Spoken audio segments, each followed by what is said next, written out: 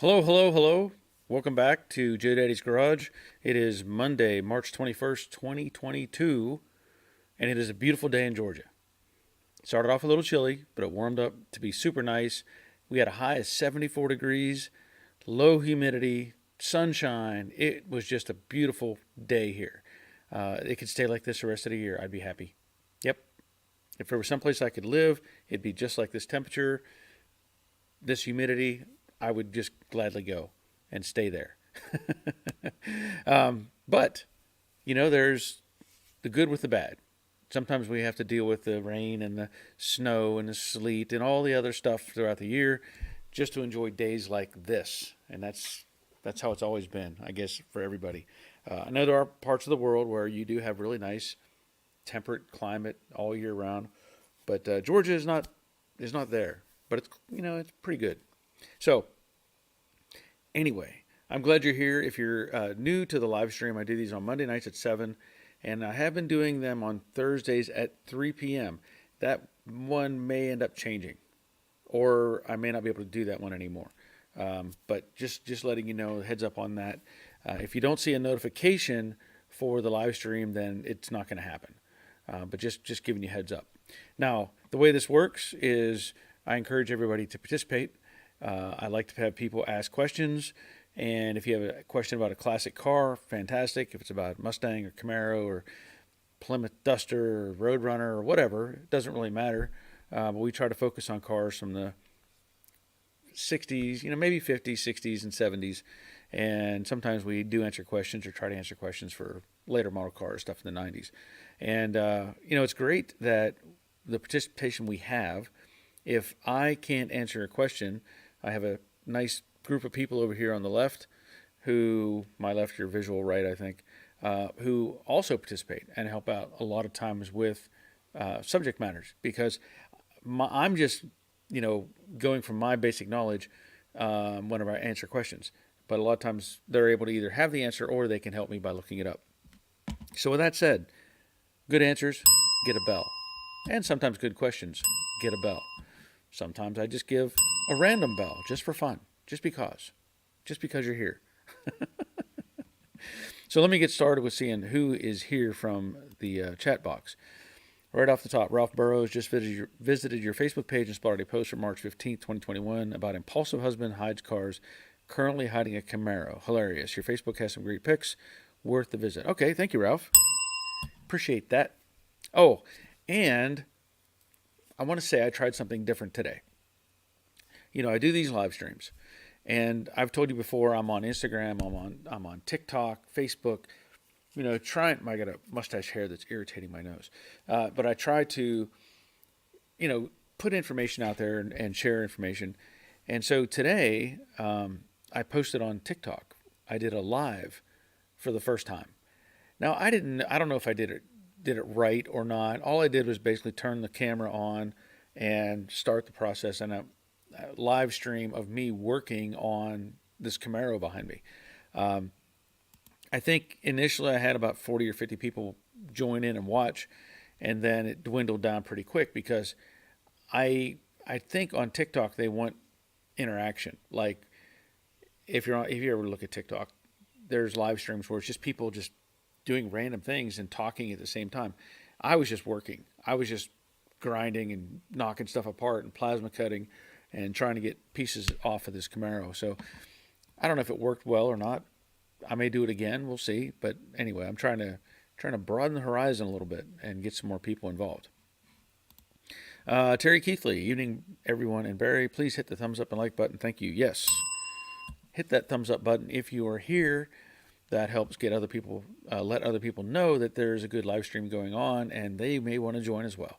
I think last week we had, I think at the peak, 114 people or something on here, which was pretty good. Mondays we get 50, 60, 70 people, but get over 100, that's pretty good. And I think part of it was I had the subject matter on my thumbnail. I had the Camaro on there with the whole side gone, and I said I'm operating a chop shop. And I think people were like, chop shop, what's he doing? But I don't want to continue to post the same thing, so I just mix it up with different things. Steve Grimes, good evening all from Spring Lake, South Central PA. Welcome, Steve. Glad you're here. Jerry checking in from the Money Pit. Good afternoon to all from Middle Tennessee. Glad you're here, Jerry. And Jerry, I purchased metal stamps to stamp the VIN number to the new apron panels. I did a test stamp, and I need a guide to get the VIN straight. Yeah, you're going to need a guide for that. And basically, you can use a piece of angle iron. You know, when you think about it, you just clamp a piece of angle iron on there. And then, you know, use that as your straight line to get the VIN. Now, I think that the difficulty, well, you can figure it out. You know, if you use the blocks as a spacer for each one, you know, hold the first one in place, punch it, set the second one, remove the first one, punch it, kind of thing. I think you'll get it. But yeah, I know they sell those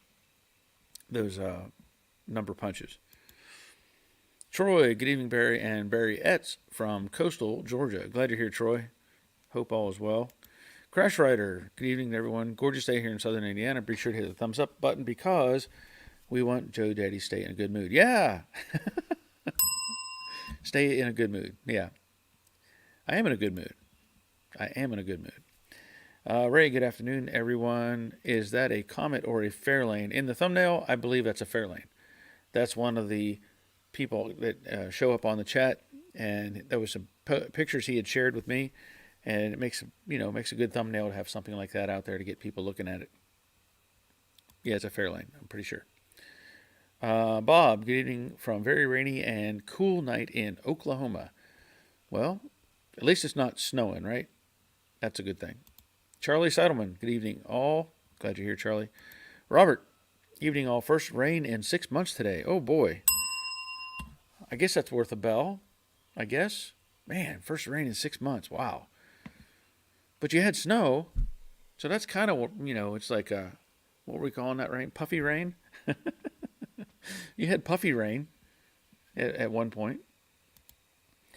Her Scrambler, good evening from Wisconsin. Glad you're here. Philip Webster, good evening from Tennessee. That's 2 from Tennessee already. Jeff, well, that's a tricky one. Devours? I don't know how to say that. Jeff Devours? That's my guess. Hello, Barry from Butler, Alabama. Hello, Jeff. Glad you're here. And I'll give you a bell for that. I haven't seen you here before, and you're from Alabama. So you get 2 bells. Jerry, I purchased a new hood from MPD, and the hood is crimped, and the substructure is glued. That's a good thing. Hoods can vary, depending on how much they cost. You buy the cheap hood, you end up having problems. And that's why, and sometimes that's all that is available. But if it is crimped and glued, that's probably a really good thing, Jerry. Good for you. Rick Gain, hello, Barry. Hope you're doing well. I am. Thank you, Rick. I hope you are well. Likewise. Ismail. There's no H in there. Ismail. I don't know how to say the last name. Hi, Ish, or Is. Ismail. Hello. Glad you're here. Ray Buckman. Barry, give yourself a bell for the bells. Oh, yeah, I can't do that yet. Jerry, should I do spot welds on the outside crimp? It's up to you, Jerry. It's up to you. If you could grab it and it twists and it moves, that's one thing. If it's pretty solid structurally, like it resists, because if it doesn't have the maybe some glue or something in there and not a good crimp, you're going to know it right off. If you bolt it on the car and you try to push one way or the other, it's just going to like pivot. So you'll be able to know, but it won't hurt to do that, but you may not have to. Denny Alvey, hey Barry, checking in from Paducah, Kentucky. Glad you're here, Denny. Bob, well, I'm here, busy work on Venus, lost track of time, but the sanding looks good. Good. I'll give you a bell for spending time sanding. Dawn's Manufacturer, hello everyone from rainy PDX. It's good to be home. Yeah, so you're back from your trip to Hawaii. I'm glad you're back. Now you can get back to work on Betsy. Jeff, close enough on the name. Thanks for the 2 bells. Okay, you're welcome, Jeff.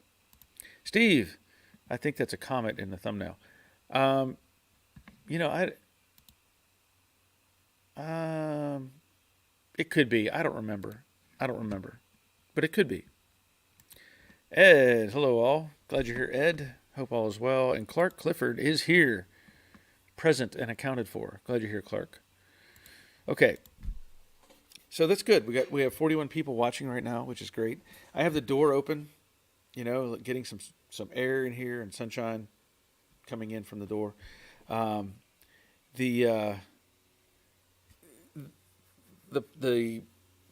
progress on the Camaro is coming along.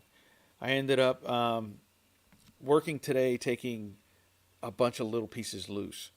Where all the spot welds work. You cut with a plasma cutter, and then now you have access to the spot welds a little better. And so I've got most of the front section off. I have a little bit to do with the outer rocker panel. I've got the upper section where the upper rocker meets, or the outer rocker meets the inner rocker. I have the upper flange all separated. And I have to do the bottom yet.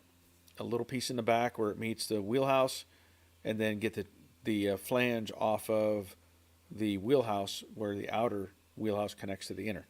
So I'm making progress. And this is the tedious part. You don't, like we said, we watch it on TV and they rebuilt this whole car in an hour, and they had 500 people working on it. When you're doing it by yourself and you're trying to get something done, you just have to realize it's going to take time. And you can't get in a hurry. You can't just grab the air chisel and start blasting stuff apart. You might rip a piece that you need to keep, and stuff like that. So that's where I'm at right now. And hopefully by, I think tomorrow, I know tomorrow I'll have all of the scrap pieces cut off of the Camaro. And I'll be working on separating the inner rocker and various other pieces off of the new panel. So I'll be working on that as well. Let's see what else we have. Jim, watching you cut up the Camaro with a plasma cutting, I can't believe how steady you were at your age. That's amazing. Well, when you use the plasma cutter, now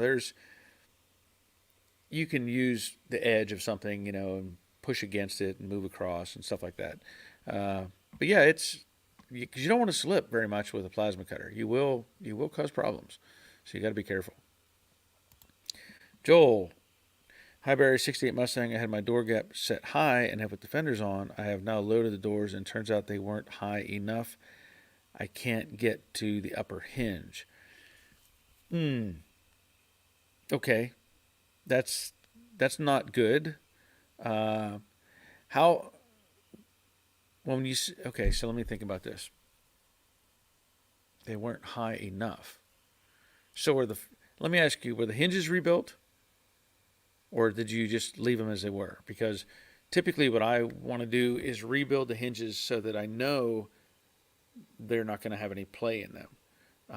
Now, if you already had it indexed high and the weight of the glass shifted something, that feels like there's maybe something wrong with the hinge. Now, let's go on to the next part of the question.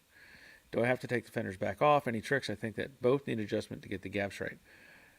Well, it's going to be easier to take the fenders off. Just saying. Because what I've done, like I would put the doors on, set the fender in place, maybe bolt the top flange and look at it and determine if the gap was good or, the alignment was correct. If it wasn't, I would just unbolt the fender, pull it off, make my adjustments, get the fender back on. You never want to get ahead of yourself and just put everything on and then realize that there's something, out of alignment. But it's going to be easier if you can pull the fenders off. Now, there's some more information on here. Dawn says, Joel, they make a wrench for that. I'm not familiar with what specific wrench Dawn is talking about. I know I've played around with different tools and was able to come up with something to make it work. But the difficulty is trying to get your hands in there and get things loose and fight with it. Overall, in my opinion, I would rather just pull the fenders off and adjust and get it right. Let's see. James, new 67 door shells. New 67 Mustang door shell. Thoughts of doing modern seam sealer on pinch edge or leave it alone like factory? Well, yes. That is my answer. Ultimately, it's up to you. If let's put it in perspective, and I try to relate this as often as I can. The cars we're working on are well over 50 years, over 50 years old, and they survived this long with raw material exposed and everywhere. There's like this Camaro right here. I've talked about this before. This is bare sheet metal right here from '68. Now there's rust up there, but there's on both sides bare sheet metal where it overlapped. I know we get into it where it's talking about what do we do to preserve this or protect it? Well, if it's a new door shell, it wouldn't hurt to go in there and put in maybe just put in a seam sealer. It's not going to hurt. But the reality is, how often are these cars exposed to the weather anymore? Most of us, I would say, we don't go out of our way to drive these cars every day. We don't take them out in the rain. We don't take them out in the snow. We recognize them for what they are, and we try to keep them in good condition by storing them and only driving them on good days and stuff. So it's unlikely that you're going to be taking this thing out in salt and rain and snow and all that stuff for it to get that kind of problem again. That's just the way I look at it. Now, if you want to put seam sealer in, fine.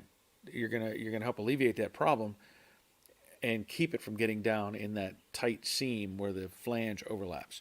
So that's why I said yes. You can do it or leave it alone, but it's already ahead of the game because it's got primer everywhere. So just my thought on that. Ray, the comment apparently looks so close for 66 and 7, hard to differentiate. Wow, 6 syllables, I'm stretching it.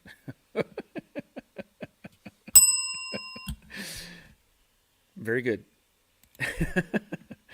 Don, okay, he's talking about they make a wrench. Again, we may have missed that. Okay. Don says, or you can make one. Okay. So Joel says, Don, I can make anything. What does it look like? So if Don can send me a picture of the wrench to the email, then maybe I can post it and you get an idea of what the wrench may look like. So we'll see if Don has one available. And Joel says, yes, hinges were rebuilt.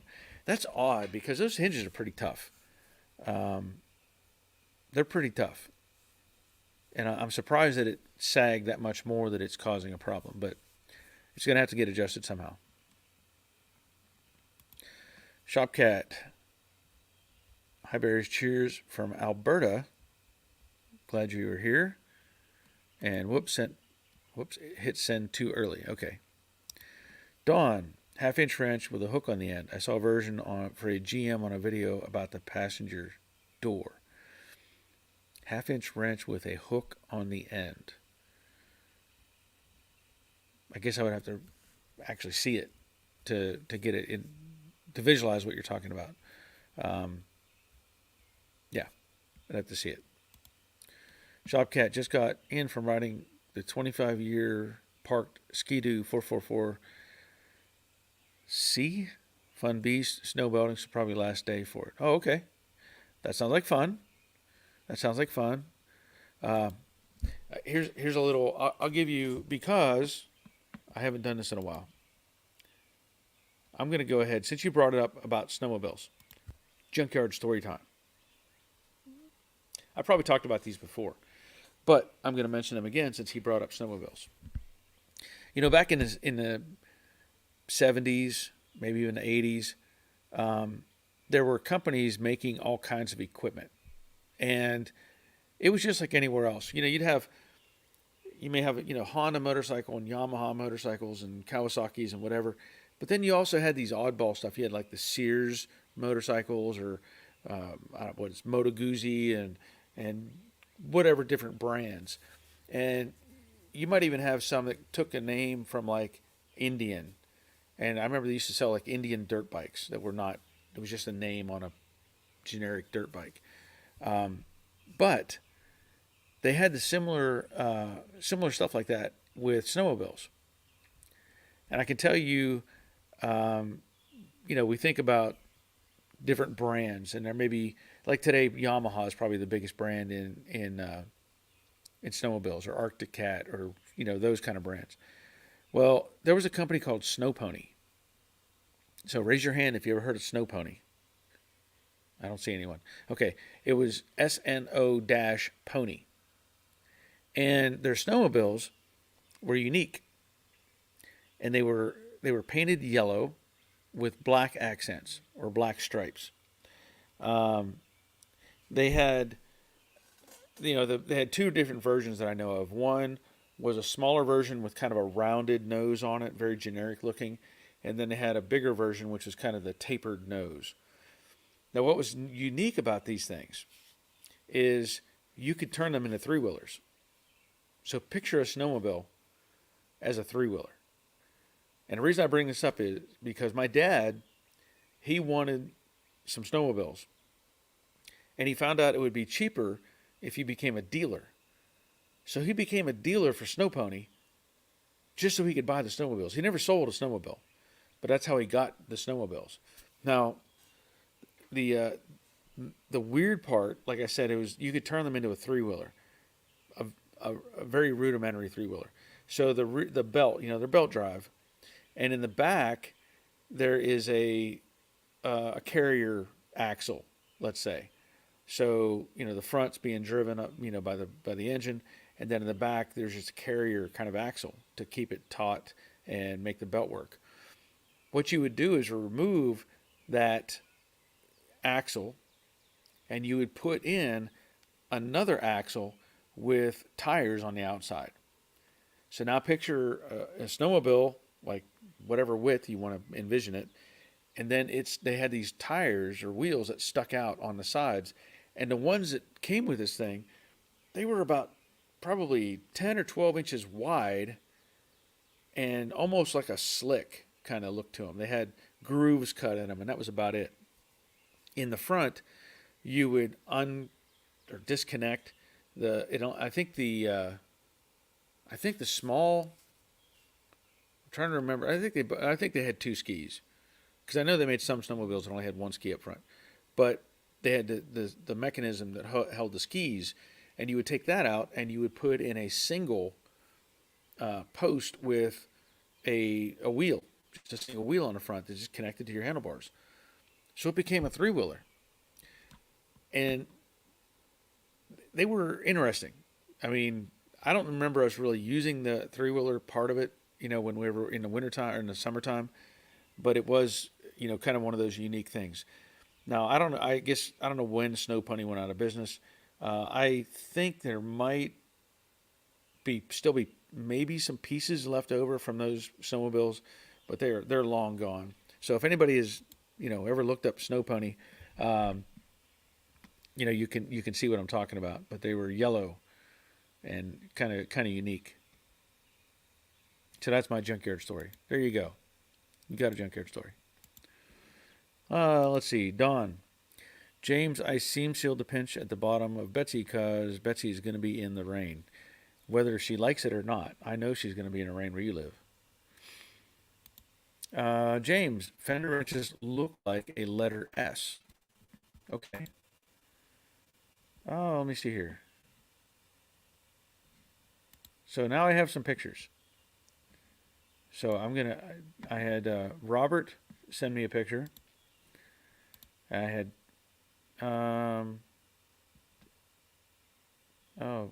well, looks like Dawn tried to send me a picture, but there's no attachment. And then Troy sent me a picture.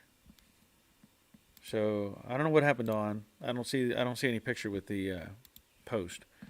So I'm going to go back to.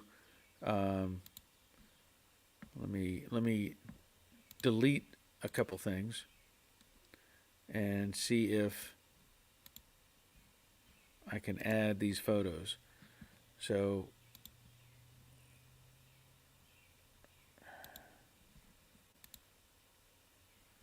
this wrench is from Robert.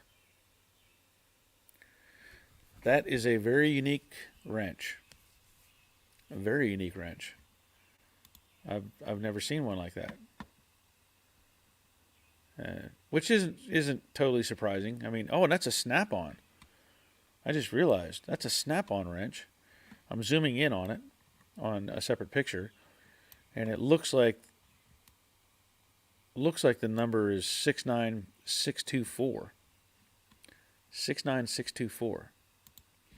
So let me see if I can get this other picture here. I don't know if, oh, where did that, I have to figure out where that one went. So let me hide that picture. Okay, so Troy sent me, I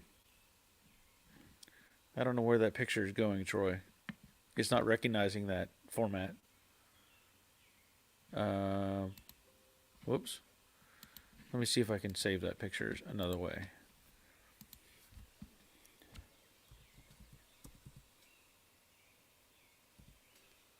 Okay.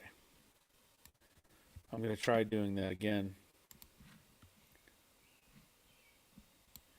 Yeah, I've never seen a wrench like that.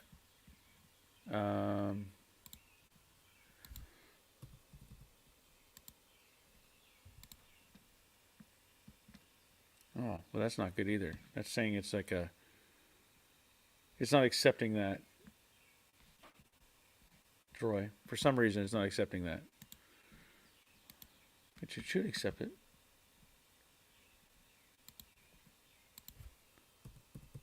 Yep, it's not doing it.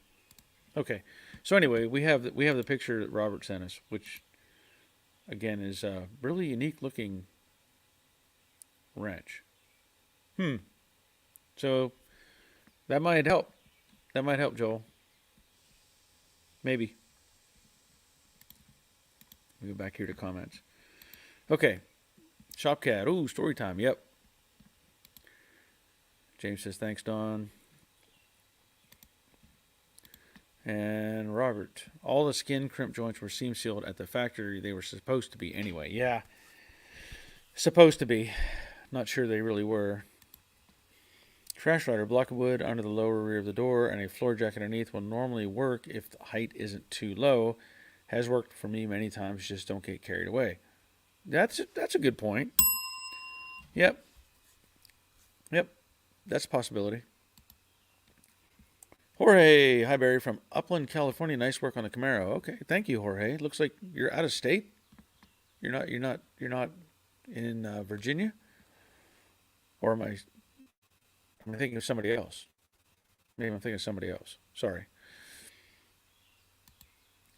But yeah, thank you for that. Thank you for that. Simone, hi Barry, hi chat. Glad you're here. Shopcat, the Snow Pony sounds wild. I'll look them up. Yeah, check them out. I think they're still out there somewhere. Or, like you can still find those things. Mike Wencho. Hello, everyone. Hi, Mike. Ray. Should get one for me also. Photo, that is. Okay. I don't know why. It wouldn't even let me save it. Okay, so Don has a different animal. He's got a different type of wrench. Let's look at this one. Let's look at this one.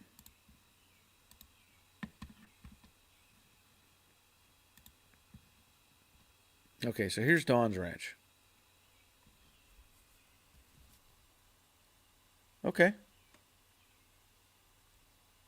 I mean that's a this different variation. I mean that's a snap-on wrench.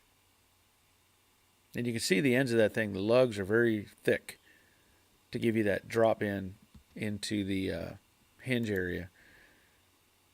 And so, Dawn, I guess, did you make that one?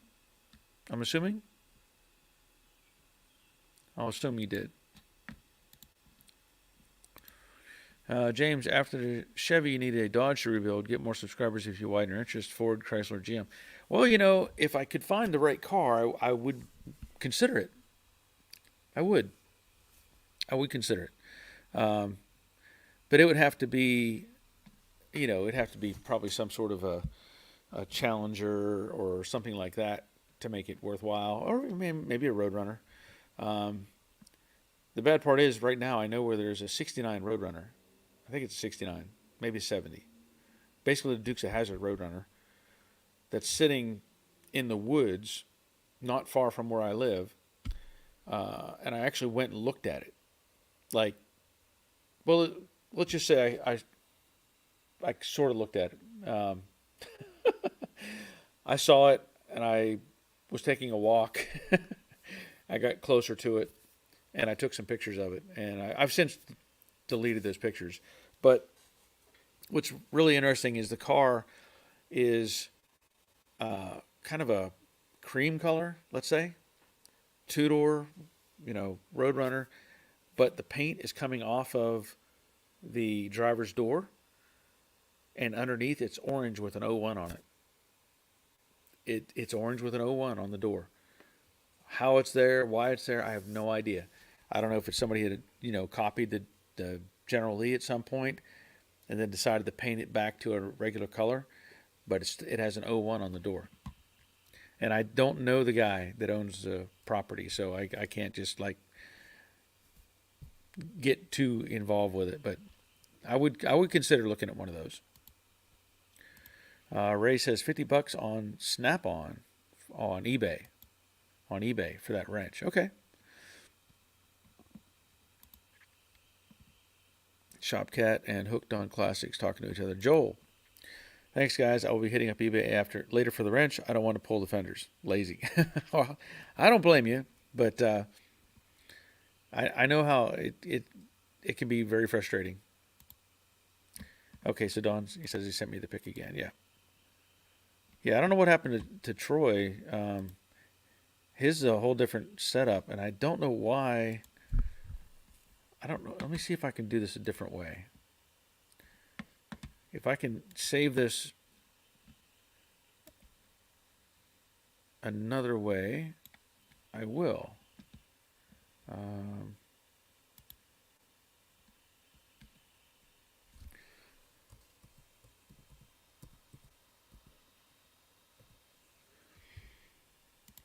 We're going to try that. We're going to try that, getting around the technical side of things.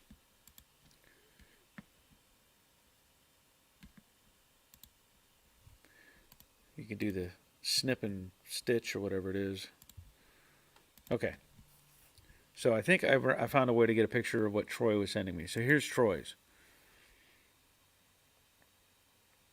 So that's a whole different type of setup. Now I don't see like the regular sockets. Those look like star or star type sockets. So I'm not familiar with that tool either, but maybe that's something else that's available. I don't know. A little bit different. Let's see. Troy. Dawn's is close to mine. Okay. And Simone, Barry, I have a question about bearings. If rotated and there's a metallic tap forward and back, is that a sign they're failing? A metallic tap forward and back. So what kind of bearing are we talking about? Like a wheel bearing? I'm assuming. Tapered roller bearing, ball bearing. Are you talking like a click? Like you could feel it kind of click? Because sometimes that means it's over torqued and you're putting too much of a load on it and it's binding. Sometimes. Now, without knowing what kind of, it could be that it's making noise because it doesn't have any grease in it. So there's some variables involved. So we need some more information. David Outdoors 74. Hey, Barry. Glad you're here. Rick. Dukes of Hazzard had a 69 Charger. Daisy Duke had a 73 Roadrunner. Drove it off a cliff and she got a Jeep. Oh, that's right. I'm sorry. Charger. That's exactly what I was talking about. A Charger. I don't know why I said Roadrunner. Thank you for that. Dawn, basically, I buy a cheap half-inch wrench, fire up the torch, and bend a 90-degree bend and about 3 inches from the end. Yep, that'll work. Troy, I sent a new one. Okay, yeah, I got around the limitation on there. So thank you for that, Troy. Yeah, I don't know why. Yeah, that came back as a JPEG, but I don't know why what that other format was, but it didn't accept it. James, the Challenger you mentioned was a real general. Was a, wait a minute. The Challenger you mentioned was a real General Lee found in Georgia about 6 months ago. I will send you a link to the rescue video. Um, okay. Well, there was. I mean, the Challenger I know of that I mentioned previously belongs to a friend of my son, his mom. That's the one I know of, and it's still in the garage. So I don't know, what the General Lee was they found in Georgia, but the other General Lee I say General Lee, I don't know the story of that car at all. And there's a bunch of cars sitting in the woods. Why? I don't know. But there's like I know there's a Charger in there. There's like a 72 LTD two-door hardtop, which is to me a pretty rare car anymore. So maybe 71, 72 LTD. There was Ford, the van pickup thing. I think there's one of those in there, and a variety of other cars. So I don't know why they're all sitting in there. Okay, and I don't know why I'm getting a Wi-Fi signal. I haven't had that in a while. Hopefully that goes away. Troy, the head of the wrench is half inch. Oh, on that picture. Okay, so it's a half inch. Okay, all right. I should not be getting a Wi-Fi signal. That's weird. Okay, wheel bearing tapered. Okay, yeah. Like, is it, does it have grease? Is the first question I would look at, and is it adjusted properly? Because people like if you ever, I've done videos on putting in wheel bearings, and the way I was taught by my dad and brother, as you're snugging down the bolt, you rotate it, and you can feel it. If you get it too tight, it kind of wants to bind. It feels like it binds a little bit. And you have to back off just a hair and make sure it's got a smooth rotation to it. So that's how I've always done it. So I'm gonna either point at no grease, or it's over tightened, or it's bad. One of those three. But it's really hard to say that without being able to feel it and operate it. Dave Conville, evening all. Glad you're here, Dave. Dawn, my wrench is a KD wrench left over from my Caddy days. Okay. So you were a Cadillac man, Dawn? Is that what you're saying? Simone, I think they are the 72 original bearings and the hubs.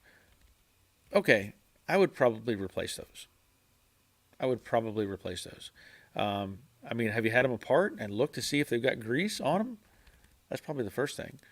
Is see what condition is. Oh, okay. So James says I meant Charger. All right.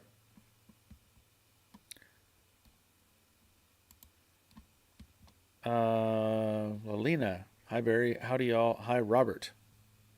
All right. So is it hi Robert, or is it hi? This is Robert. Because I have a Robert trying to get on here. He's out in California, and he was like trying to figure out how he can make comments or anything like that, and it shouldn't be that. I don't know if it shouldn't be any difficult thing to do as far as making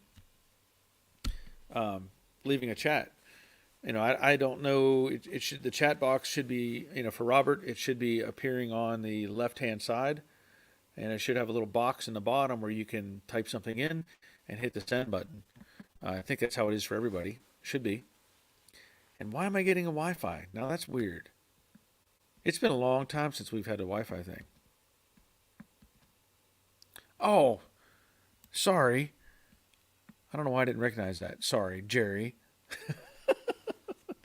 I wouldn't expect her to say Robert, I guess, necessarily, but sorry. Hi, Jerry. I forgot. I forgot. And Robert, I will go back to her gaming room and silence her. Hey, if she wants to watch and be part of it, that's great. Simone, not removed them yet, but I'm planning to remove the steering rack this week, so that will be an ideal opportunity to inspect them. Yeah, that's a good plan. Oh, this is the other thing I wanted to mention. Now, again, why is the Wi-Fi doing its thing? We should not even have the option of getting on Wi-Fi. But I had a visitor this past week on Saturday. Jack, his name is Jack, and he has a Facebook page that's called Classic Cars of Maryland. So he's the administrator of the page. Got some really cool stuff going on there. He does, meetups and car shows and stuff. And so he stopped by and did a live stream of my garage on Saturday, so we could talk about cars and what's going on. And in exchange, he gave me a cool T-shirt just to show you on the back, if you can see it. Got his own little design going on. Got a Camaro and a Corvette on there. So if you're on Facebook and you want to check it out, look up Classic Cars of Maryland. And maybe you want to see what he's got to show. Ray, you're freezing for a second here and there, Barry. Yeah. We haven't had a Wi-Fi problem in a while. And I don't know why it's doing it now. I really don't. Things have been operating pretty smoothly over the past several months. So there it goes again. I don't know why. But I'll continue on. Hopefully it'll straighten itself out. I know I've turned off the Wi-Fi on my phone, and my wife typically turns off her Wi-Fi, and then we don't have a problem. But it's probably all that sunshine. Yeah, it could be. Well, it could be there's more people using internet in our area now or something. I don't know. Troy says he loves to pick on your thumbnail, Ray. What year is the Vet? So he's asking Ray about the Corvette on the thumbnail. A little bit of coffee to keep going. But anyway, Jack was here, and we got, we talked for quite a while, and we probably at least, I would say 3 hours. And he brought me something else that I haven't seen before. He brought me a snack native to the area where he's from, which is Baltimore, Maryland. Yeah, Baltimore, Maryland. So I've never heard of these things. I have them in the house. It's like a little cookie. We're gonna talk about food for a minute. Ha ha ha. It's this little cookie thing called Bergers. I don't know if Bergers is the name of the family that makes these things, but it's Bergers. And it's like this little package, about this big, and it has these chocolate covered like cookie things. Let me tell you, they're good, but you need either a big glass of milk or a dark cup of coffee, because I don't know that I've eaten anything with so much sugar in it in quite some time. The thing is, when you look at ingredients on a package, and the first ingredient says sugar, and I think the second ingredient says molasses or something, and then the third ingredient says corn syrup or whatever. Wow. I'm telling you, these things were like sugar, just bombs. And you couldn't just eat one. Like, you would just take a little bite of it and then get something else to wash it down, some milk or coffee or something, and maybe have another little piece. And I like chocolate and stuff. I do. And they were tasty, but whew, I couldn't see just sitting there eating one after another. There's no way you could do it. I couldn't do it. Rick, maybe the internet is mad you were talking about cars other than Mustangs. It could be. It could be. Terry, payback from the BP. Take that, buddy. Thanks, Terry. Ray is saying it's a 1974 Corvette. And it's not looking that pretty yet, but that's the original color. Been painted a couple times. I'm taking back to its original. Okay, since you brought up Corvettes, I have a question. I have a couple questions. Now, I've worked on a 69 Corvette for a buddy of mine. And I know that 69 had chrome bumpers front and rear, 70, 71, 72. I forget what year it is exactly that they kept the chrome bumpers, I think, in the back and had the nose, the whatever nose in the front. Maybe 73 or 74. Maybe something like that. I don't remember. But a friend of mine has one, and it's a convertible. I think it's a T-top car. Okay, so Charlie says 73. I think he said, no, wait a minute. I think it's a convertible, but you can like have a hard top in place of it or something. Anyway, he had work done to this car 20 some years ago, and he left it. It's just been sitting outside. And then he was asking me, how hard is it to repair the windshield frame? Apparently where the repair work that he had done was the windshield frame in the corner, like right about here. Apparently there's some structure piece or made of steel that he had repaired before.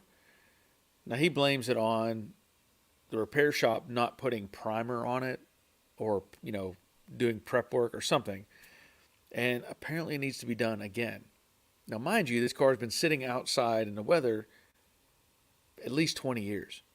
So whether the shop did the right thing or not, I don't know. But he's asking me, how hard is it to fix one of those? I have not done something like that. Now, what I say about that is steel is one thing. I can do all that. But how do you access it? I know that they sell, the fiberglass panels where you could buy like a whole quarter or whatever and the fender, and you have to merge it all together and layer it with fiberglass and all that sort of thing. I think, that's not the problem. Well, it is a problem because I would have to take the whole nose off of the car before I could do any of the repair work. And I don't really know that I want to do the repair work, to be honest. Because if it's already been repaired once before, I don't know the quality of the repair. And then secondly, did they do it right, or did they over weld certain things? How was it done? Because you cut all that back out again and piece it back in, it just seems like it's going to be more than I want to get into. But I was just curious if anybody's messed with a Corvette like that.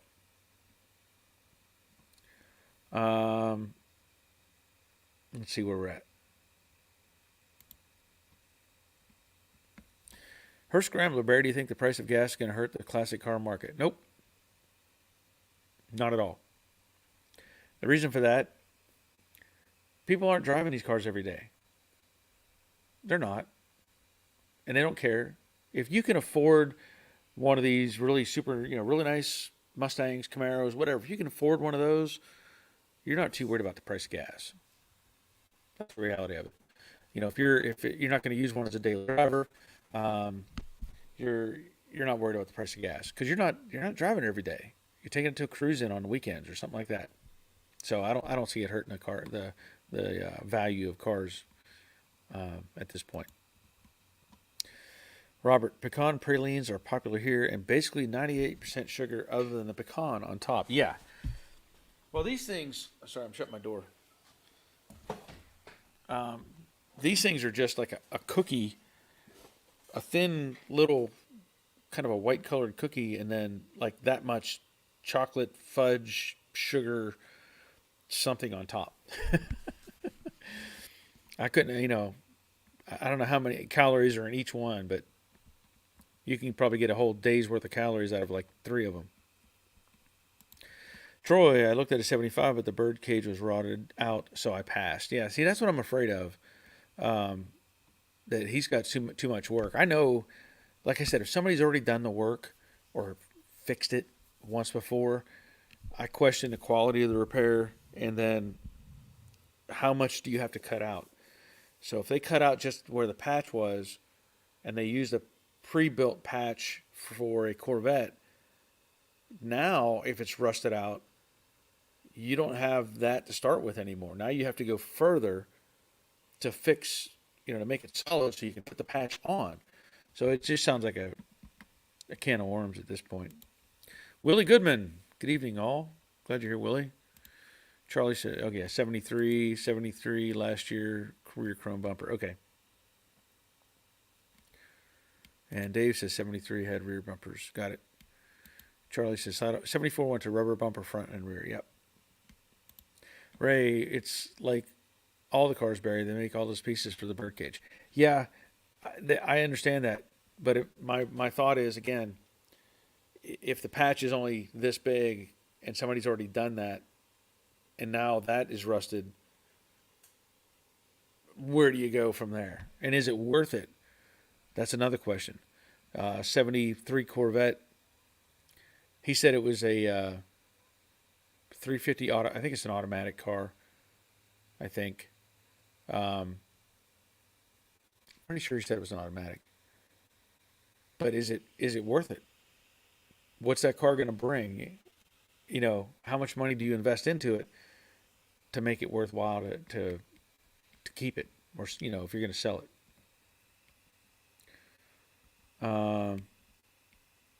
Okay, so right, yeah, Troy, removing the body is a risk I don't want to take on. I would end up cracking it. Yeah, it can be repaired, but it is a lot of work. Ray, if it's lower of the windshield, yes, you'd have to remove the front heat and pry bar. I know all that front end would have to come back off of it.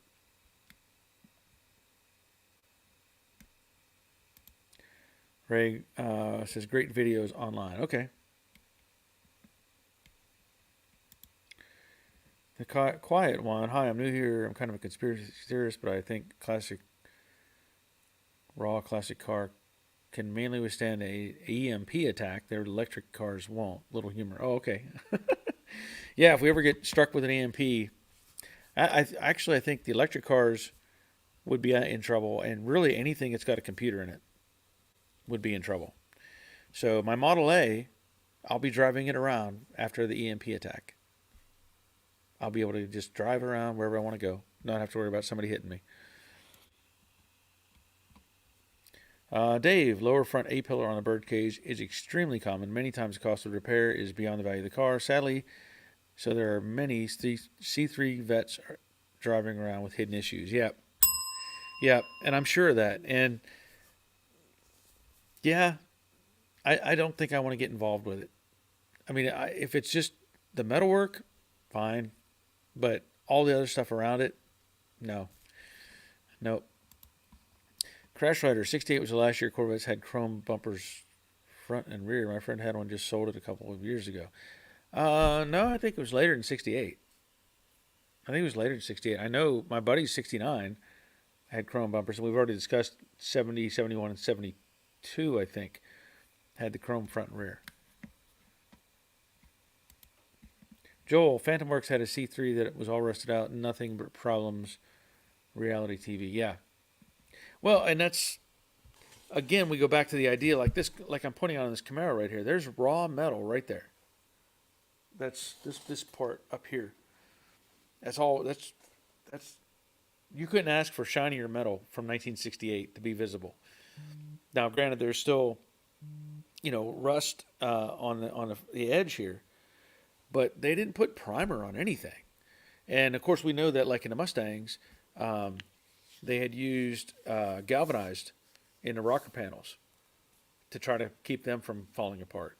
And I don't think this Camaro has any galvanized panels in it. But yeah, they just didn't do anything to protect that stuff, because they didn't think it'd be around this long. Ray Buckman says, crash, they went through 72 with both front and rear. Yeah.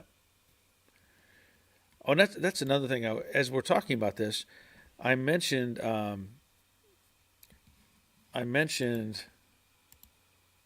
Okay, I'm supposed to have a picture coming from Charlie. It's not here yet. I had a 72 convertible, chrome, both ends, sent you a picture, black and white, unfortunately. Okay. As I mentioned in, I think the last Camaro video, the fourth one, these are way more complex than Mustangs. If you're going to rebuild something like this, it's rusted or whatever, the Mustang is your easier choice. Because as I'm pulling this apart, there's so many multiple layers that are incorporated versus some pretty simple ideas they used on the Mustang. Now, we know that the Mustangs always have the cowl problems. This thing is I don't know if they actually have the same cowl problems, but with this side chamber over here, to me, all the moisture has to go down and get out on that side. But I don't see anything. It looks like it's got rust in it on the cowl. Now, I could be wrong because I know this guy had put like body filler everywhere to try to smooth out the firewall. And that may come back and haunt me. But, the just looking at the complexity of how they design these things, even the repair panel that I'm putting in with my idea of disassembly of some of it to make it what I'm going to say is simpler. It may sound like more work, and it probably is more work in some aspects, but I don't want to take apart more of this car than I need to. So that's why I'm doing it the way I'm doing it. Let's see. Dawn says, yep, Betsy is EMP proof, still running points. Okay. Oh, okay, so Ray's saying front and rear chrome. And Charlie had a 72. Okay. Yeah, I don't see the, I don't know where that picture is. It's not showing up. So we'll just have to wait and see. So what else is going on out there? I know that Robert had talked about being on my live stream with me. Let me see if I can actually find an email to send him. Maybe I can send him an invite because he's got a cool car out in California. And with his Wi-Fi though, this might be difficult. Jerry, they make a special wrench for adjusting doors. It is offset to allow access to the bolts. Yeah, we were talking about that earlier, Jerry. I have a couple of different pictures. That's what Robert had sent me of that wrench, and then we had another from Dawn, his version, and also Troy had sent me a kind of a combo wrench thing that you could use as well. I'm going to try this and see if this will work.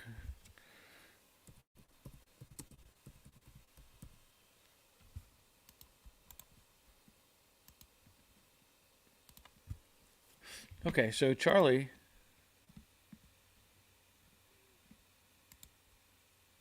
sent me a picture of a Corvette. Let's see if I can get that on here.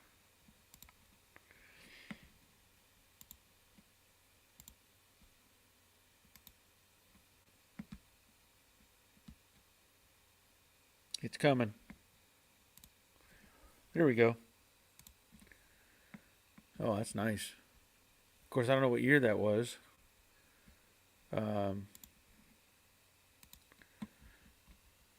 Nice looking car. Nice looking car. As we consider the idea of the Corvettes, I'll tell you that I think I've said it before. Okay, 72. All right, and Crash Rider says, I stand corrected. I was just going by what he had told me some time ago. Guess he doesn't know any more than me. Well, like I said, I wasn't sure myself. Yeah. And Michael says that's a 72. So I'm sure there's some significance that separates, the different, even though they share bumpers, there may be some configuration that is slightly different in each one that we can all look at and go, oh, that's what separates it from the others. But I've mentioned this, I think, before. Years ago, when I did the '69 Corvette for a buddy of mine, it was a 427 4-speed car, and I don't know if it. They talk about what is it, ZR1 or ZL1 or whatever. I don't know what the code is, for the high performance opted out car. But his car was apparently one of those, from what he told me. Original 427, 4-speed, and I think one of the giveaways is a cable drive tack. I think there's a cable drive tack, and there's some other module or something on the firewall or something significant about this car. Now, this car was yellow, and it was a T-top car. It was a T-top car, and the car he knew about this car like since he was a kid. It had been sitting in his neighborhood, and it was apparently under a carport, and the guy that owned it, from what he told me, had some sort of an injury, and he had like paralysis in his legs, but he still wanted to drive this car. So he would try to drive this Corvette. I guess the guy had blown the original 427 engine, unfortunately, and somebody stole the original 4-speed out of the car while it was in that carport. So it had a 327 and another 4-speed or something transmission. And it took a while, but my buddy said he wanted it, and he got it from this guy. And the difficulty with that was he couldn't do the work. He could do some of it, but he really couldn't do the really nitty-gritty stuff. So he had passed it off to different shops. Like he took it to one place, and they took the body off the frame and blasted the frame and put it back together, and then took it to another place, and they did some work to it and took it to another place. And as it went around, it wasn't getting really any progress on it. And eventually, this was back in, 2003, 4, somewhere around there, I think. Eventually, he contacted me, and he said, "Hey, would you put my Corvette together for me?" Well, I did. Now, what's interesting is he went and bought a 427 to put in the car. He had the bell housing, or had something. He had some sort, I don't know, a 4-speed or something in the car that wasn't correct, and he decided that he was going to put a Tremec 5-speed in it. And if you know about Corvettes, you'll know that the manual shift cars, the cross member is welded in. The automatic cars, you could remove the cross member to pull the transmission. You also know that the Corvette has 2 ports, one on either side of the the center shaft, drive shaft tunnel, for the exhaust to go through the frame rail.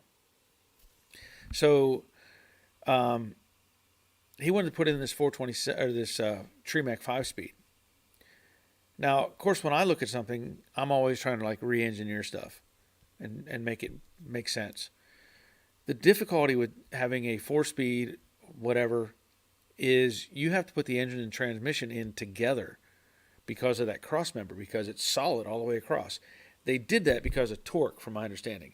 So the 4-speed cars, they expected to have more torque, so they added the steel or the welded in cross member to keep it solid. Well, to put in a Tremec 5-speed, I guess part of me was maybe on the lazy side, but part of me was like, I need to make this in a way that would make sense and be practical. So I ended up modifying the cross member on that car. And I made my own. I took the cross member and I cut it a certain way. I ended up cutting through the ports for the exhaust. And then I created a channel system, and I could put bolts in it and basically remove the cross member to get the transmission in and out of the car. Because a Tremec 5-speed, that's a different transmission. So I was able to modify that cross member, get the transmission in, get the everything hooked up, shifter, everything in place, and I got the cross member in the car. And then I rebuilt the axles. You know, the rear has the half shafts or whatever. Little drive shafts basically that go from the center section out to the hubs. And so the axle on a Corvette is only like this long, the actual axle. Well, that was something else I had never dealt with before. So he bought me the tools. I still have them to redo the bearings and everything and set the tension and whatever. So I did all that. Got everything operational in the car, and then I ended up driving it for about 3 months. He wanted me to go out and drive his car, make sure it wasn't going to break. Well, what's interesting is I ended up taking it to a local Corvette place. It was called Corvette Country. And I took the car there to get an alignment done because I wasn't able to do the alignment. So I took it in and I said, here's what I want done. And I dropped it off. He put it on the lift, and I came back to get the car, and he got a hold of me, the guy who had been working on Corvettes forever. His dad started the company, and he was working, for his dad. So he'd been on Corvettes forever. And he said, who did that crossmember modification? I said, oh, I did. And he's like, you should get that patented. I was like, what? And he's like, people have been trying to figure this out for years, how to make this work. And you solved the problem. And I was like, okay. I didn't even know it was a problem. Because there's a lot of stuff that goes on and people just don't know that it's technically a problem. But my design, he was just like dumbfounded. He said, this is perfect. This is exactly how it should be done, because when you do it, not only can you pull the cross member, it also exposes the exhaust. Because if you want to take out the exhaust, you have to cut things or break stuff loose to get the exhaust out of the car. And he was just like, he said, you solved a problem that people have been trying to figure out for a long time. And I said, well, there it is. Now, unfortunately, I never did a video on any of that stuff. I know I have pictures somewhere of the process, and maybe I'll do a video. It's kind of like the throttle linkage video that I did years ago on the 70 Fastback. Whenever I put in an Edelbrock carburetor, and Edelbrock sells you a bunch of you can buy little brackets and stuff to try to make everything work. And I was looking at it like, this is ridiculous. There's no way this doesn't make any sense. So I ended up, if you go back to that video, I think I have a video out called Throttle Bracket Edelbrock Mod or something. I don't know. But it was several years ago. I made my own bracket, and I can't tell you how many people have said, do you sell these? And I was like, no, I just made it. Here it is. This is what I do. I figure something out and I fix it and move on and get other stuff done. So there's a couple, there's some things out there that I've done that just never made it any further than my garage as far as, building something or selling something. Robert, I would like a C3 Vet, as they are the best generation to have as a driver, high enough to handle our big dips at every intersection, and will go over a speed bump. That's a good point. That is a good point. Those cars do sit rather high. They do. Simone saying goodnight. Glad you're here, Simone. Harvey, Dawn, I have my EMP distributor on the shelf. Good to have a backup plan. Yep. Michael, 427 came in the Corvette only in 68 and 69. The rarest runs was a ZL1 all aluminum 427. Only 7 were made, I think. Yeah, this one I know it was original 427. And again, I don't know if the ZL1, it wasn't all aluminum. It was a cast iron block. But apparently it was the right code, whatever rare kind of vet. But without the original engine and stuff, it really doesn't matter much. Brian, in a little late today. Good to see everyone. Hope things are as good as they can be. I think they are.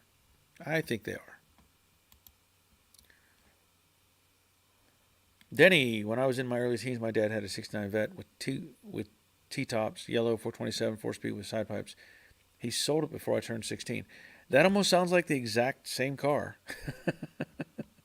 I don't know if it had side pipes. It might have had side pipes, but I think that was a big thing. A big thing for them.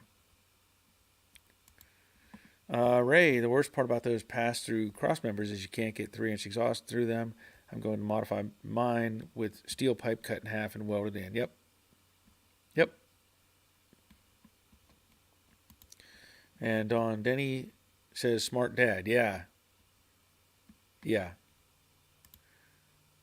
Yeah. I don't know what that's about, but I'm just going to skip past that. So, anyway, that was just one of the things that I did, to help him out with that Corvette, and from there that led to I took that car. He lived in Virginia, so I took it up to Virginia for him, and then I went to Pennsylvania and picked up the Model A from my dad. And since that time, my buddy has had, he's driven a car in like DC traffic, which to me is just crazy. But I know at least one instance, somebody rear-ended him, and he had to have the whole back of the car replaced. Some shop had to do all the whole big whatever section, cut it all off and replace it. And I'm not sure if somebody else hit him up front and he had to have another piece replaced. So it's not original anyway, but that's how it goes, and that's why I'm half the time I'm afraid to even try to drive a car that's been rebuilt, or that's what I'm talking about, like the Mustang, or even like this Camaro or something. I don't know. Let me see if I can.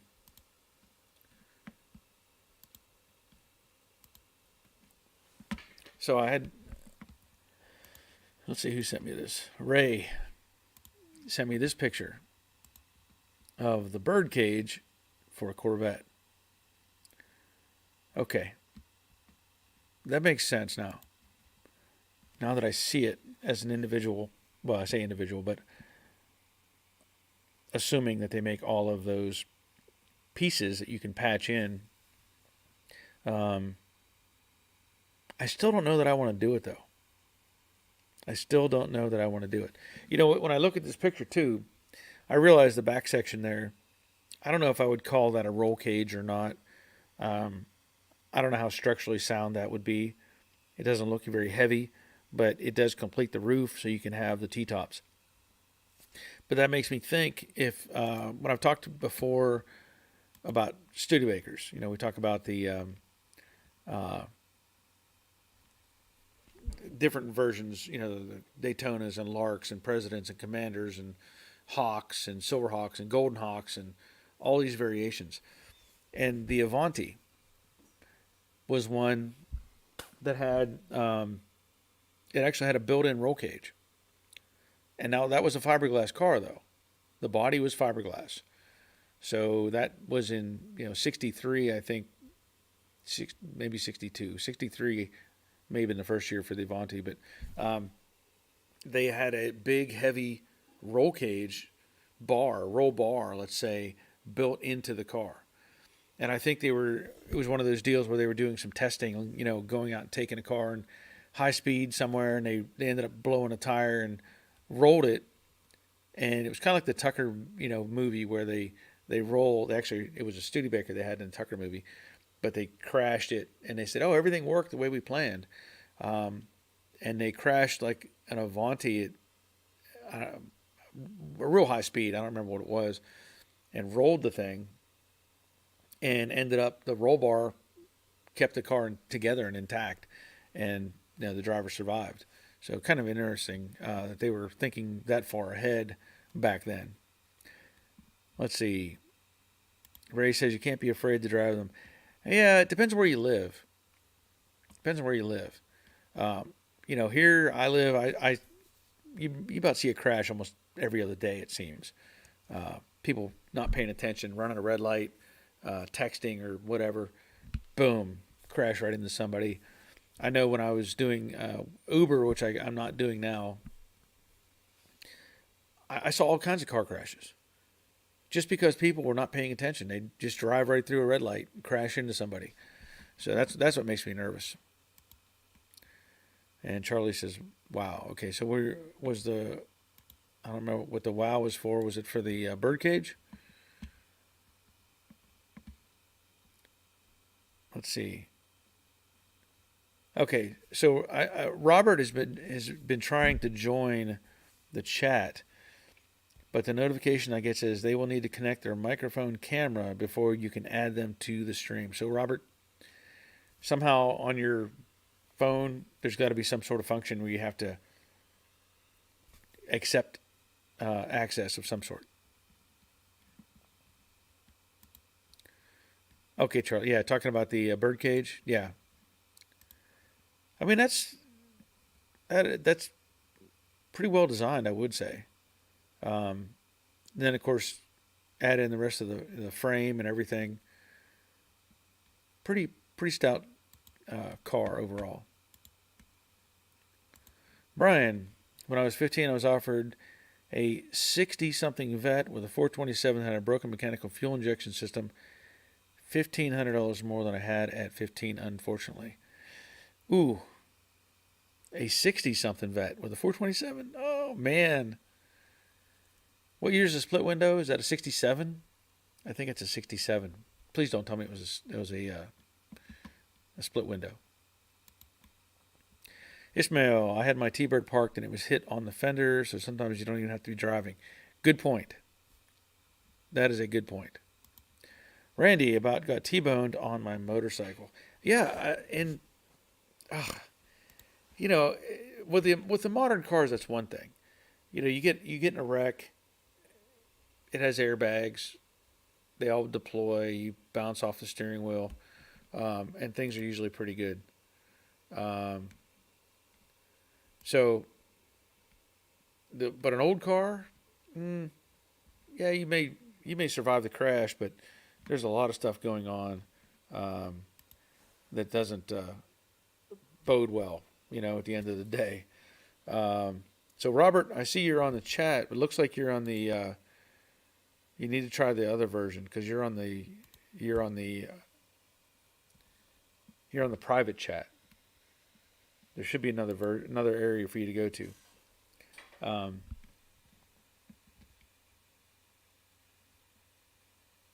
To get on actual chat like with everybody else. I don't know why your device is not working to be connected, Robert. Let's see. Charlie, a 63 split window. Okay, 63. Yeah, I was close, but I was wrong. Thank you. 63 split window.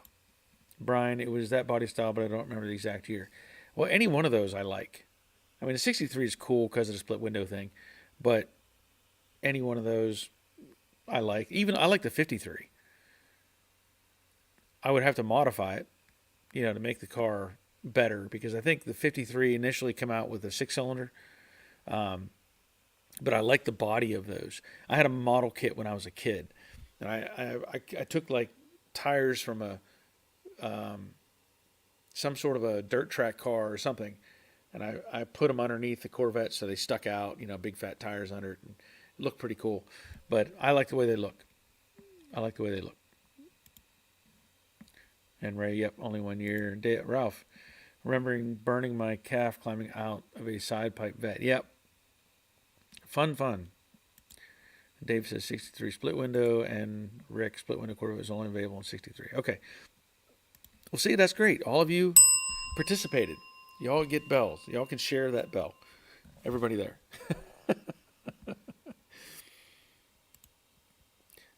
Clark, they have early Corvette car kits for sale. Yes, they do. And Steve, 63 to 67 only the vets I like. They are the coolest looking cars out of that. I mean, they are. They really are. There are some, like I said, that place that was local to me, Corvette Country, they would take the body of the 63 to 67 and they would put it on a modern chassis. So they were able to use the body, which was really cool, and put it on a more performance chassis like this, I don't know, C5s, Corvettes. And they were doing like the whole thing. If you were driving by, you wouldn't know it was any different. but whenever you got up close to it, it had like the gauges from the later car, and the seats and everything. They were really nice cars that they were building. And I don't know how many of those they built, but that was a big thing. They would buy a chassis already done and already like ready to go, and then work the body of the older style car onto that chassis. So it was pretty cool. Greg's checking in. Glad you're here, Greg. And Don, oh yeah, Blue Flame 6 in 53.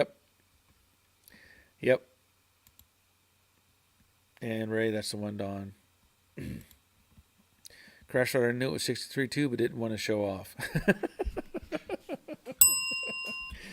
Well, there were some other cars like that. Whenever they were experimenting with fiberglass, and the early Corvettes, I think Ford had something.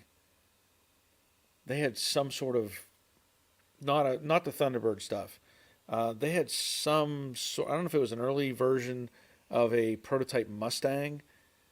I don't remember, but it was a weird looking configuration that they were trying to build or like showcase what was possible. Back then it was really cool. You think about the cars from the 50s is one generation, and they started getting into the 60s and the rocket age, and started adding in all these little accents. You had the Cadillac that had a dual tail cones in it to make it look like little rockets burning, in the tail. And then the fins, of course, give you the whole airplane aspect, and even the dash, the gauges were set different so that they were like exposed and kind of hanging out, looking in, like they were special. And then even the controls, you'd have the levers for the air conditioning and stuff like that were given these accents and chrome touches, and just it was really, to me, that era in the 60s, late 50s, let's say, and early 60s was just really amazing for the car industry. And the other thing too is, I've talked about this before, if you think about what we saw in those generations.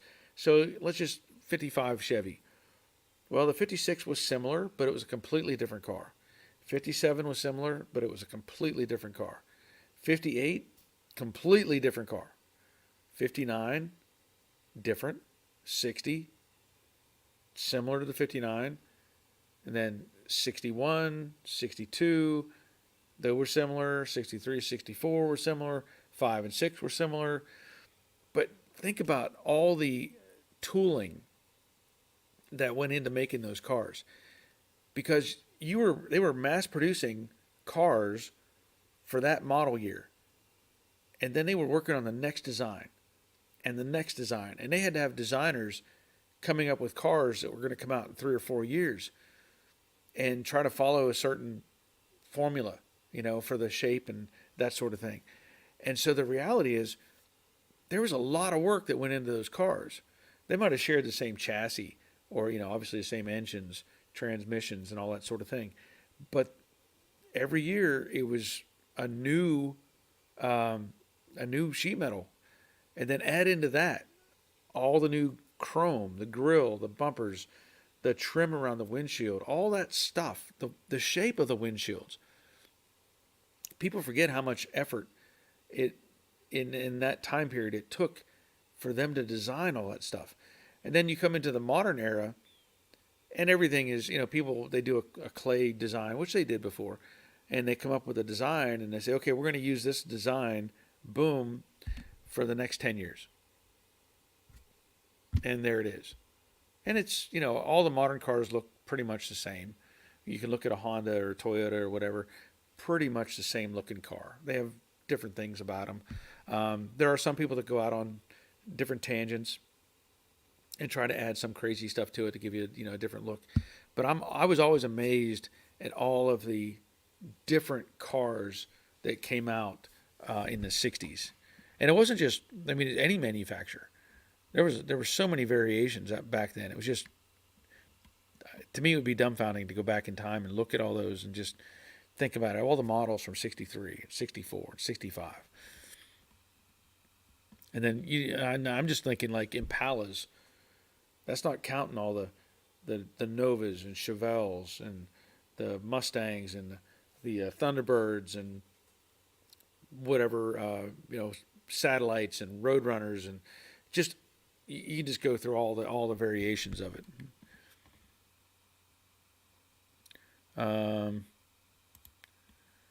Brian says, I can't be sure, but I seem to remember the one I looked at had turbine wheels with center knockoffs. Ooh, yeah, that sounds kind of special.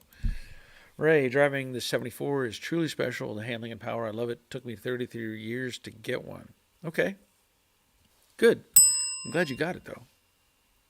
I'm starting to get that sore spot in my throat. Dawn, a friend of mine had a red 63. I ported the heads. They were big blocks, so either 396 or 427. Don't know if he ever finished it.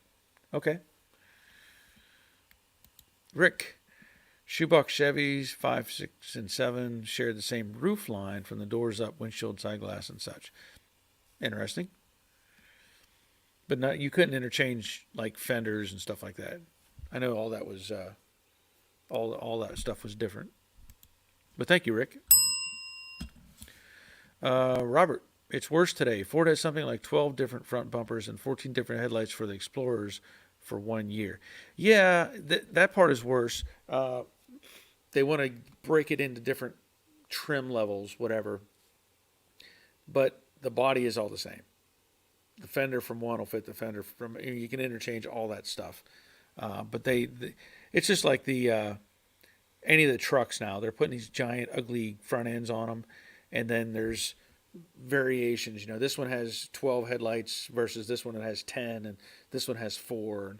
And, all these different, all the junk that they're putting on the front of the big trucks now, right? Even the half tons are making into these monstrosities with this giant boxy front end. Just terrible, in my opinion. If I wanted a giant truck, I would go out of my way to buy a giant truck. I don't need to have a half-ton pickup that you can't see over the hood. It's all just overkill and ridiculous. Yeah, Robert, I see you on the thing, but your camera is still not connected. Your mic and camera. So I don't know what's going on with that, Robert. Ralph, Mustang 1 prototype 1961, really cool mid-engine. Yeah, that's the one.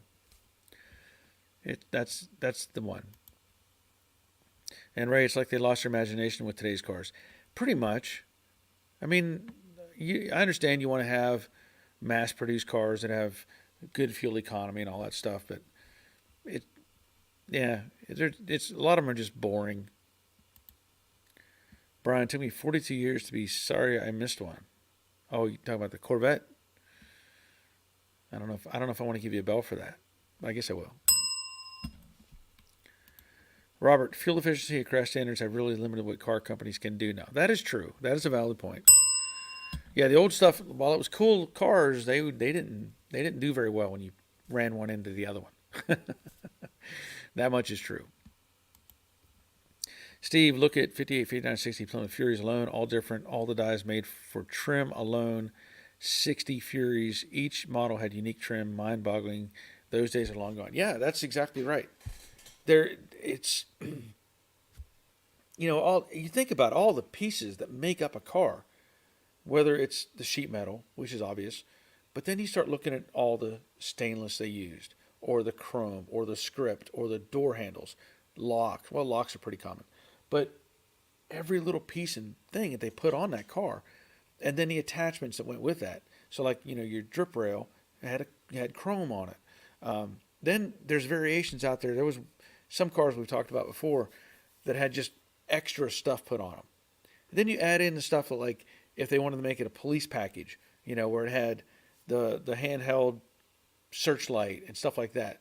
All these things that they incorporated that were just really, just cool. Charlie, you got to go, Barry. We'll finish watching tomorrow. Great show. Thanks for hosting. Okay, thank you, Charlie.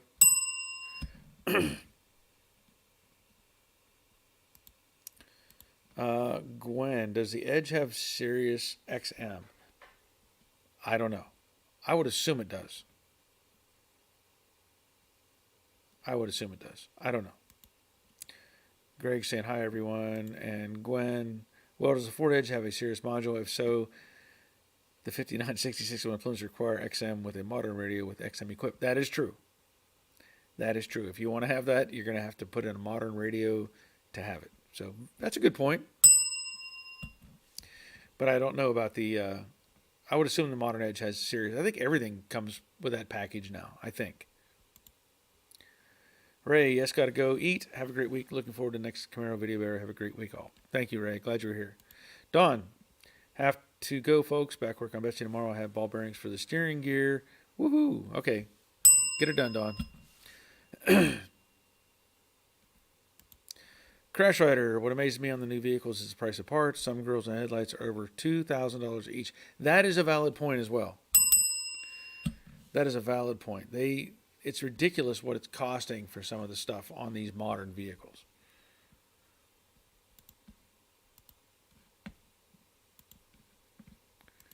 Rick, trying to send a super sticker, but PayPal won't let me authenticate. Something is broken.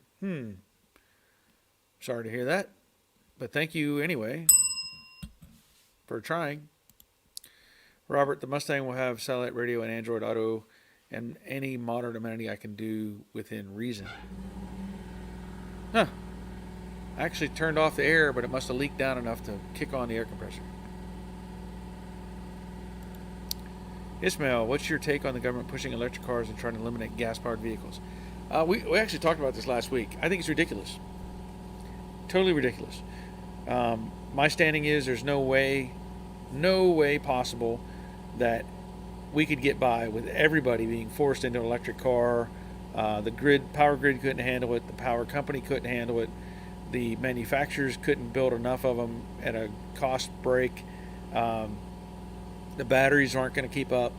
There's so many things that are just beyond what is capable for our whole infrastructure to handle it. Now, commuter cars, I could see it happening, but I can't see it as a mass. There's just no way. Just no way that they can do it. So it's crazy they even think about it that way. Gwen, how many cars in your home have XM? None. I don't use XM. I don't pay for radio. So at the most, what I may do is use iHeartRadio on my phone. That's all I need. I don't pay for any kind of radio service. Terry, I'll take a 6.3.5 Galaxy with 427 dual 4s with a 4-speed.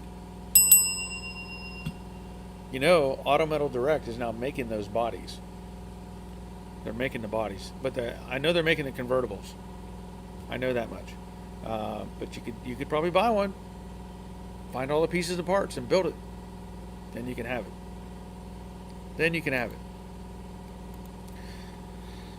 Hate to say this, but I'm probably going to cut this one short tonight a little bit. I know we have people wanting to do things, and of course I would like to continue, but I'm starting to get that angry spot in my throat. I don't know why it's doing that, but it's starting to get to me. I don't know how to say Ismail. I agree, too many of us love our gas-powered cars. Okay, yeah, so it is Ish. Okay, yes, Ish. Yeah, and I just don't see how they could ever make it happen.